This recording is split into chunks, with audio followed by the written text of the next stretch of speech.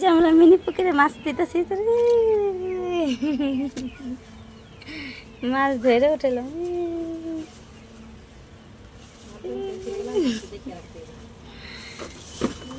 এই যে মাছ, এই যে মিনি পুকুরে ফেলনির থেকে বড় মাছ।